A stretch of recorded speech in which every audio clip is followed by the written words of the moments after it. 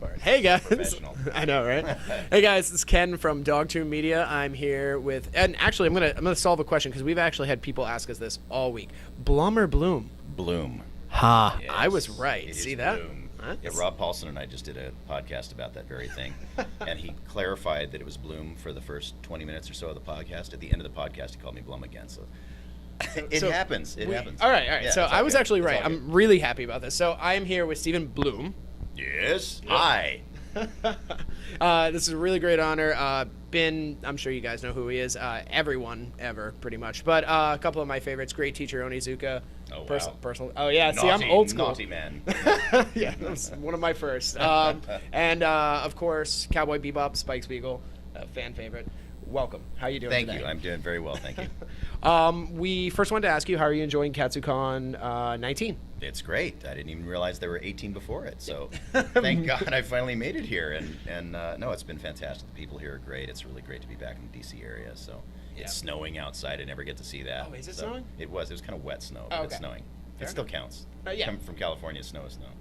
Yeah. We actually see it's the opposite. We just traveled out to California, so it was different because no one knew what snow was.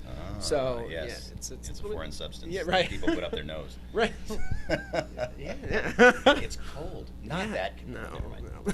So we're what are you currently? Can you talk about anything you're currently working on? Is there any? I can't talk about many things, but some of the things I'm working on right now would be the continuation of Transformers Prime, Which is awesome. The season 3 just started. Mm-hmm. Transformers Rescue Bots for the little guys. Gotcha. Great way to indoctrinate little kids into a safe Transformers environment. Right. Without the killing and mutilation. Enslaving of the human race. Exactly, Right. yeah. And still doing some episodes for the regular show from time to time. Very cool. And for Ben 10, I'm back on Ben 10 very soon. And just recently did a couple of episodes of Doc McStuffins for the little kids. All right, I'm a singing kangaroo. Who knew? Yeah. That's what I thought of when I first looked at you. I was like, this guy. I get that a lot. Right? I do get that a lot. Yeah. Singing kangaroo. Yeah, and people ask me to box, and it's very uncomfortable. That's So remember, when you see Stephen Blum, do not ask him to box. It's uncomfortable. It's and not especially not like that because kangaroos do it naked, and it just wouldn't be pretty for anybody. Yeah, at least 3 or 4 drinks first. That's yeah. minimum. Right. Naked kangaroo boxing. That's going to be a thing at the next convention. Right. Yeah. Someone's going to come up to you and be like, "So I saw this video, and you were naked kangaroo boxing." Yeah. Well, if it works, So I gotta ask this just because it's a obvious one. What is your favorite role? If you have one, you can cheat though. You can go top 3 if you need to. But just the most notable role that you enjoyed doing. Soldier A. Soldier A, ladies and gentlemen. No, it's the question I get asked a lot. Right. And the answer to that is not an easy one, but the simple answer is really the role that I'm working on this week. Right. It keeps me moving forward. It's true. So, I'm really, really grateful for the roles that I've had, and I've had some that were obviously standout or iconic type characters, Spike Spiegel, or Wolverine, or Starscream, or Tom from Toonami. Which, by the way, Toonami is back, right? Toonami's back, bitches. Can I say that? Yeah, absolutely. Yeah, okay. Go ahead. All right. It is Toonami is back, bitches. So watch, stay up late. I don't care what you're doing the next day, just stay up late, drink coffee. Yeah. Anyway, so choosing characters is really like choosing your favorite child, and if you have to hold 3 of them over a cliff, which one? I don't have kids. Yeah, well, okay, then puppies. Do you have puppies? No. What do you have that you like? My computer. Okay, what do you have multiples of that you like? Cameras, yeah, that's mine, and that's mine, and All right, so you like your different cameras for different reasons, right? So if you had to hold your cameras over a cliff and drop one of them, I'd go before it. Yeah, that's fine. Yeah. all right. Fair enough. So I don't choose. I just don't choose. I'm not like that. That's awesome. Are there any video game characters that stick out the most from you? I know you have a little bit of a list there. So, anything for the video gamers? Because, at the anime conventions, you have those very strict, you are Spike Spiegel, you are, and actually now that we have the Americanized versions over here, you do have the Wolverines, you do have the different types of fans, but video game fans, PAX East, all these different things, they don't always get the chance to meet you. Right. So was there any video games that you really had fun doing? I know you were in Borderlands 2. Yeah, I know stuff. Yeah, he does know stuff. Well, I forget. I'm not a gamer, and so I record sometimes 3 games a week, and often because we have to sign non-disclosure agreements, I'm not even sure the real name of the game. They'll put them under these pseudonyms, and so I don't know until the games come out and the fans tell me that I was in them. And I don't remember characters because sometimes they'll throw 5, 6, 7 characters at me as I'm in the booth, and so it comes in and it goes out, and I'm on to the next thing. Quick, you're a 5-year-old goer, go. Yeah. Okay, now you're a giant monster, go. It's exactly like that. Right. It's exactly like that in the booth. And so now, can that get really stressful for you, or is that? I love it. I actually love that challenge, and I think voice actors have to be schizophrenic to some degree anyway, at least internally. And so for me, it's just a relief to let all those characters out so they don't fight with each other in my head. Fair enough. Yeah, but some of the characters stick out, of course, like Grunt from Mass Effect and Argrin from Dragon Age is really fun because they just said be as drunk as you can and vomit, and and that's always a great thing for me to do. I love doing that sort of stuff. And working on the Star Wars franchises, also working on anything Star Disney Wars. Now. Yeah, but working on anything Star Wars is always awesome. And so I've been the troopers that you guys have been destroying for years now.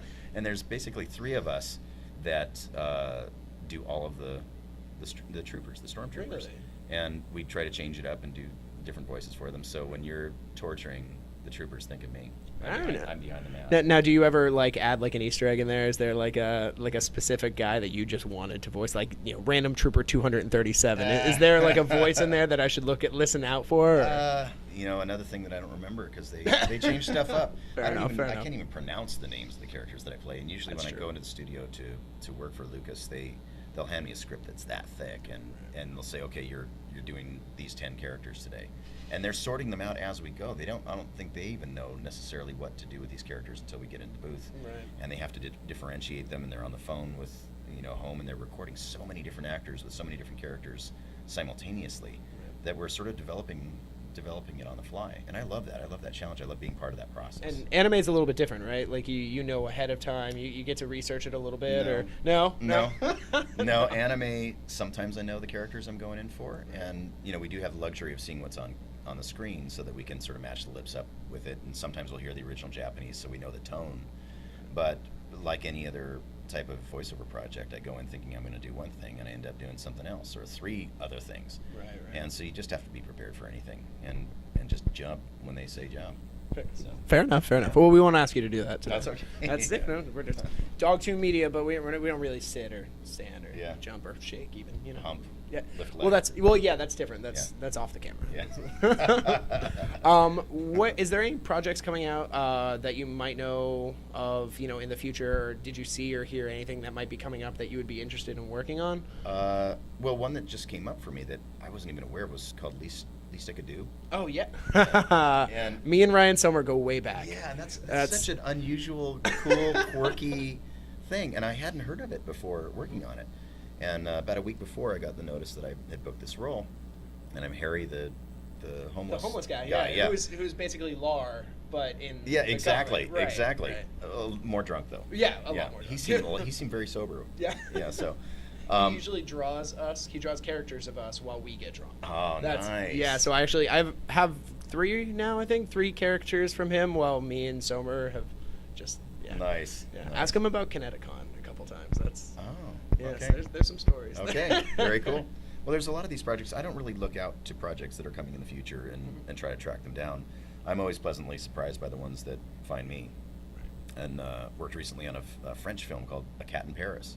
Oh, wow. And it was up for an Academy Award, and it was just this little fluke that I happened into this thing. My buddy Michael St. Nicholas, who's here, and Stephanie Shea were directing this thing, and I auditioned for it, and I was cast in it, and it's just this magical little film. It's a beautiful little piece. And we did another thing called The Painting recently.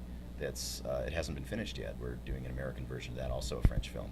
But just beautiful, different kind of animation, and so I love when these different kind of projects fall into my lap, and I get to try something different. So, man of very many talents, man of very many voices. You were music. You've done everything. Yeah, so at this point, not yet. No. Next, we're gonna see him on the live screen. We'll get you up there. No. Don't even wish that on me. Don't even wish that on me. Come on, you've got a presence. The camera loves you. Man. We don't get along, you and me. No. Stop looking at me. Stop it. Stop judging. You're judging again. All right, let's get back. Sorry, I had a moment. That's a frog in your throat? Yes, several. This is wonderful. I know we've taken up enough of your time, but thank you very much. Stop it. But thank you very much. It's an Great to absolute hang with honor. you. We did end up Thank shaking. Now we have to do the other things. We did sit, stand. What else do dogs do? Oh, Exactly. dogs. Oh, I completely Yeah, lost train. see, I had no idea. connected those two things. Yeah. Sniff each other's butts. No, No. All not right, on camera. guys. Thank you very Yeah. much. That'll And- happen after the interview. Yeah. Okay. Bye.